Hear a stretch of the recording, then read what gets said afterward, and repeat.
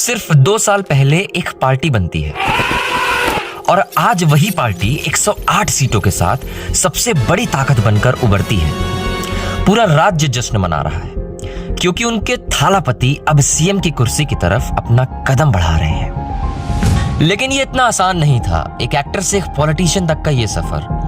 और क्यों उन्होंने करियर के पीक पर सिनेमा छोड़कर लोगों की सेवा चुनी। तो आइए दोस्तों जानते हैं कि कैसे विजय थालापति एक ब्लॉकबस्टर एक्टर से एक ब्लॉकबस्टर पॉलिटिशियन बने।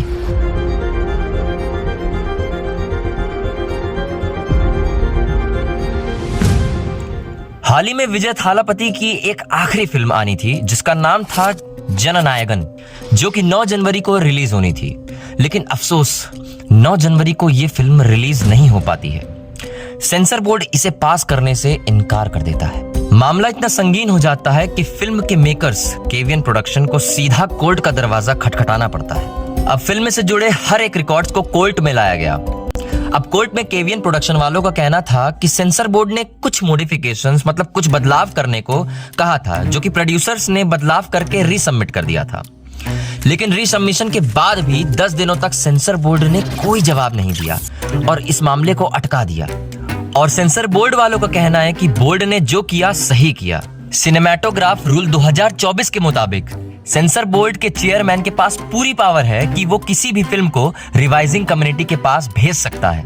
उन्होंने कहा कि कमेटी के एक मेंबर ने फिल्म को लेकर के शिकायत की थी, इसलिए सर्टिफिकेट देने से पहले उन्हें दोबारा चेक करना जरूरी था।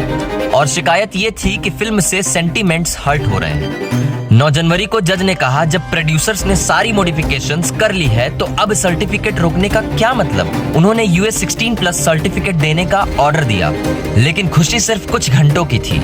डिवीजन बेंच ने उस ऑर्डर पर स्टे लगा दिया, ये बोलकर कि सेंसर बोर्ड को अपना पक्ष रखने का पूरा मौका मिलना चाहिए। अभी ये सारी चीज चल ही रही थी कि 9 और 10 अप्रैल के बीच एक खबर आती है, एक शॉकिंग न्यूज आती है कि पूरी की पूरी फिल्म ऑनलाइन लीक हो गई है।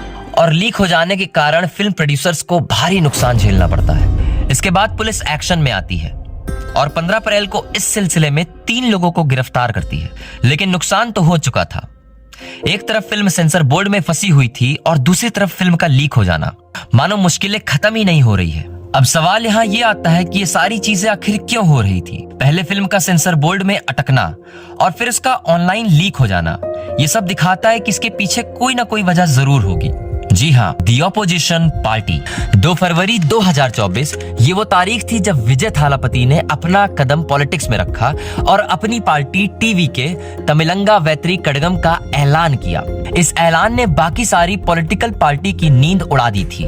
सब जानते थे कि साउथ इंडिया में लोग अपने पसंदीदा एक्टर को किसी भगवान से कम नहीं मानते। और अब जब उनकी मूवी जननायगन रिलीज होनी थी तो ऑपोजिशन को साफ साफ दिख रहा था कि ये सिर्फ एंटरटेनमेंट नहीं बल्कि वोट मशीन साबित होगी।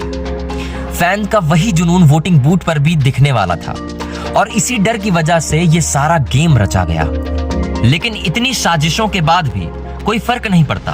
फिल्म भले ही वक्त पर रिलीज नहीं हो पाई, लेकिन 4 मई 2026 को जब इलेक्शंस के रिजल्ट आए तो सारे पुराने खेल धरे के धरे रह गए। विजय थालापति 108 सीटों के साथ बहुमत में आ गए। हैरानी की बात तो ये थी कि उन्हें रोकने के लिए डीएमके और AIADMK जैसी दुश्मन पार्टीज भी एक हो गई थी। लेकिन जनता ने अपना फैसला सुना दिया था और फिर वो दिन आया जिसका सबको इंतजार था। 10 मई 2026 विजय थालापति ने तमिलनाडु के नए सीएम के तौर पर शपथ ग्रहण की और तमिलनाडु के 90वें सीएम बने। मुख्यमंत्री बनते ही उन्होंने 3 सबसे बड़े फैसले लिए। सबसे पहले उन्होंने 200 यूनिट मुफ्त बिजली, मुफ्त इलेक्ट्रिसिटी देने का ऐलान किया, जो आम जनता के लिए बहुत ही बड़ी राहत थी। उसके बाद उन्होंने वुमेन सेफ्टी के लिए एक स्पेशल फोर्स का गठन किया। और तीसरा, ड्रग्स माफिया के खिलाफ। ये सारी चीजें एज अ सीएम थालापति ने पहली बार बोली। आज तमिलनाडु सिर्फ एक नया सीएम नहीं बल्कि एक नया भविष्य देख रहा है। अब तक आपको ये तो समझ में आ गया होगा कि विजय थालापति की शख्सियत कितनी बड़ी है।